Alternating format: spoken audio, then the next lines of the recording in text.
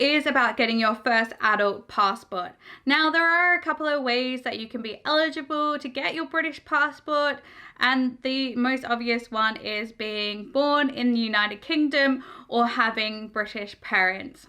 I got mine through naturalization, so if you are interested to know how I did this, there is a mini series popping up now which explains the step-by-step process I did to become a British citizen.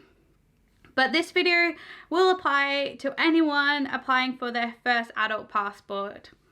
If you're new to my channel, I'm Kat from Kat's Gone Global, and I do videos on moving and living in the UK, travel and London. So make sure you hit that subscribe button to see more content like this. There are two ways that you can apply for your British passport. One is on an online form and the second is a paper form.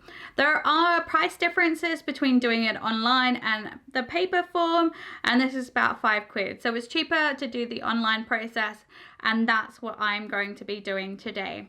Make sure you head over to the gov.uk's website before you start applying so you can see the latest updates and fees that apply for getting a British passport. I will leave the link in the description below. As you can see, it just goes into the details of whether you can apply for your first adult passport, ways to apply, and the fees associated with them.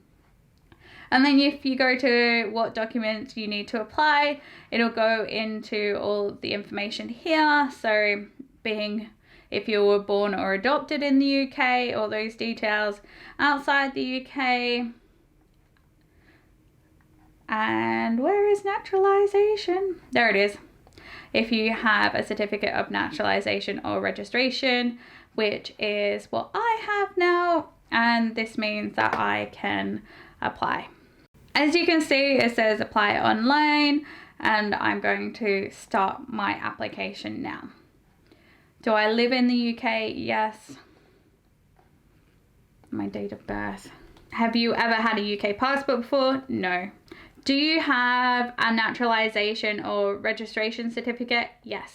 Do you have any other passport from other countries? Yes, I have an Australian passport. Apply for your first UK passport. So as you can see here, it says British nationality to get your UK passport, which I have, and it takes up to 6 weeks to get a new passport. Click the Start Now button. It will then go into details of what you need to provide during the application. So the first thing is digital photos, apply and pay online, ask someone to confirm your identity, send them your documents, and go for an interview. So that's the step-by-step process. So it's a 7-step thing, and I'll walk you through everything that I have done to get my passport. On to the next page, what you'll need. So you get this information ready. So I have my naturalization certificates with me, name, date of birth, yeah, all of this. So I'm ready to continue. So I need to get someone to take a photo of me. I'll take an upload or digital photo. Okay, then it goes into details of the photo.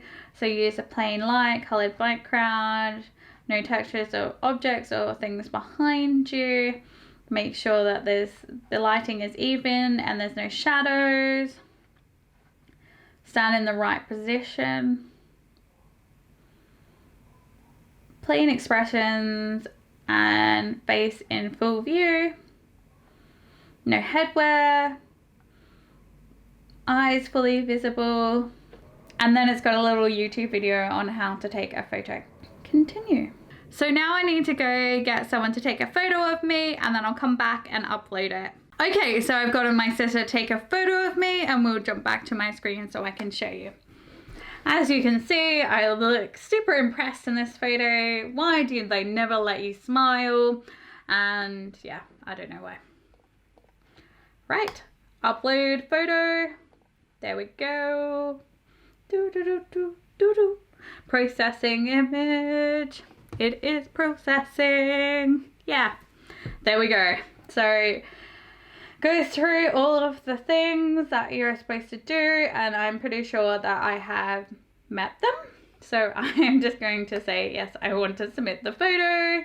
Next page is the passport details. So just fill this in with all the information that you need to, and then go from there. Once you've filled in your information, then it'll just ask you if you've ever had any other names, your gender. Then it goes into where you were born in the UK, and as I'm applying for naturalization, I wasn't born here. So just select your home country and town of birth. This is where the application will be slightly different, as I need to enter in my naturalization certificate details, but if you were born here, you wouldn't need to do any of this part. Now I have to enter in my family details. So the first parent details is about your mom, so I'm just going to quickly enter that. Then if you scroll down the screen, it will go into your father's details or your second parent. Lastly, on this page, it will go into whether they were married or in a civil partnership. Then it goes into more details about your mum, so where they were born, whether they have a British passport, and a few other details like that. Turns out, because my mum has a British passport, I am going to have to stop this application process because I don't have any of those details. So I'm going to have to get back to this later. Mum sent over her passport details now, so I can continue filling out my application. So I will quickly jump back to the screen and show you where I'm up to, and then we'll continue on from there. Okay, so I'm just going to enter where my dad was born and all of his details. Now they're asking where I lived so that they can send the passport to me. The next part is just entering your contact details, so your email address and phone number.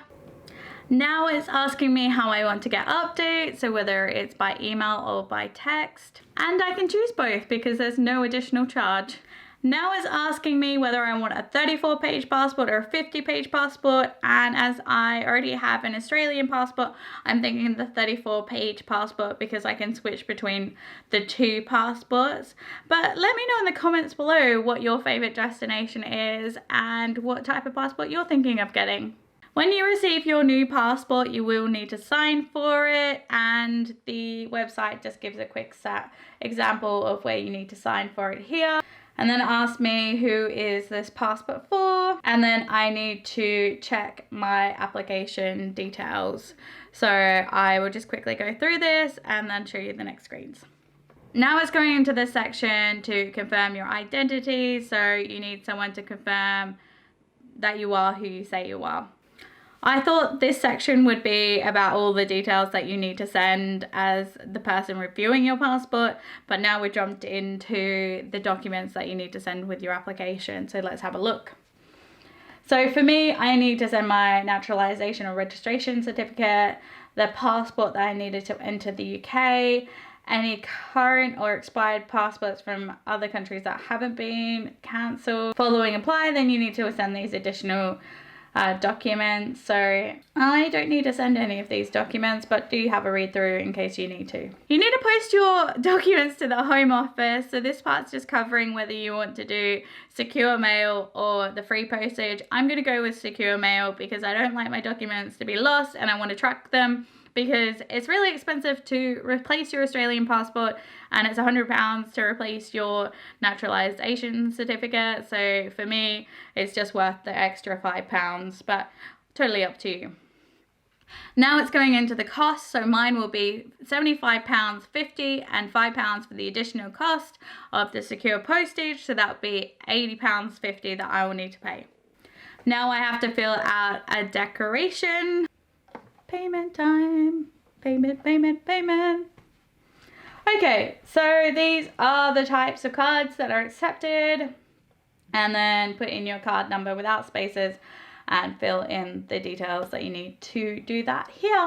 Woo! I have paid my £80.50 now, so let's quickly read what we need to do next. Okay, so what you need to do next is ask someone to confirm your identity. So sign in, check who can do this and provide their details for you, and then get your documents ready to send off. Make sure that you record the number that they show on the screen. Like a silly person, I didn't record it. So thankfully they sent me a text with the number. Need your reference number and your email address and your date of birth to fill in to sign in, and then you get presented with ask someone to confirm your identity. So let's see what they have to say. Ask someone to confirm your identity online. Who can do this? You need to ask someone who is 18 years or older and lives in the UK, has a current UK passport, and work or is retired in a recognised profession. So what's a recognised profession? Here are the recognised professions that you need to know someone from. So have a read through that. I will make sure I leave a link to that in the description below. And see, here are some professions that are not accepted. So doctors, unless you say you know the applicant well, for example, or a good friend, and you recognize them easily from their photo. Someone that works for the passport office, or someone works for UK Visa and Immigration and are involved in your application or right to abode. So anyway, just have a quick read through that, but it will be in the description below. Who can't do this? Related by birth or marriage, and in a relationship or lives at the same address.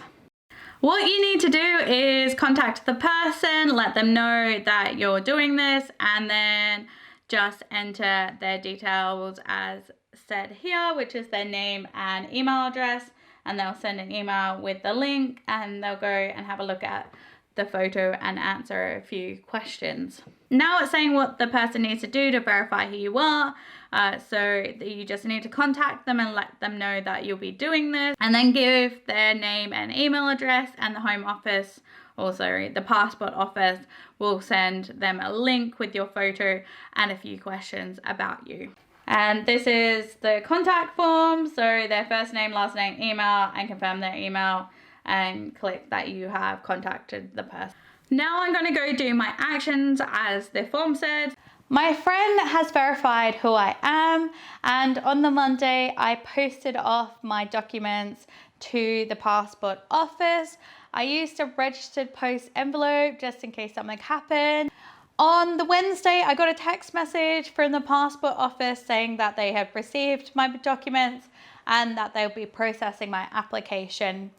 On the Friday, I then got another text message saying that my passport had been approved and it will be on its way to me soon. On Tuesday, I got another text message from the passport office saying that my passport is on my way and it will be delivered to me on the Wednesday. However, it turned out that they tried to deliver it to me on the Tuesday. So when I rebooked it through the courier service, I booked it again for the Wednesday, so they did have some slots to deliver it to me.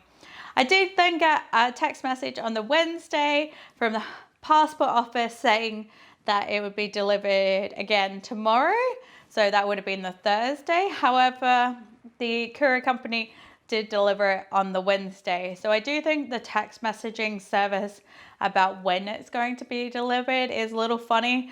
So I would rely on what the courier says versus the passport office. When the courier arrived, I received both this envelope, which contained my naturalization certificate and my passport. I put away my naturalization certificate, so it's just got my passport in here at the moment.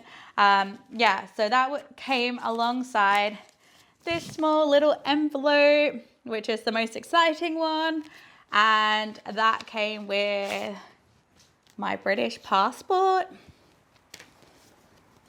a leaflet that is a checklist about my new passport and some information about that, and then a checklist for travelers, so some additional information about when you travel, and basically, yeah, that's it. So now I have a shiny new British passport, and that was the whole process. One of the good things that I did find about this service versus applying for a visa is that you did get regular text messages from the passport office telling you where your application was.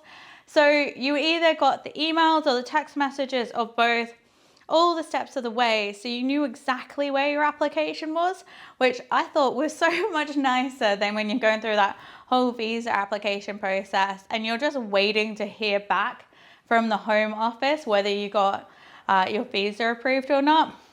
Whereas the passport process. You knew exactly what was happening every step of the way, which was a nice change for the UK government to do. Let me know in the comments below if you have any questions, and I will see you in the next video. Ciao!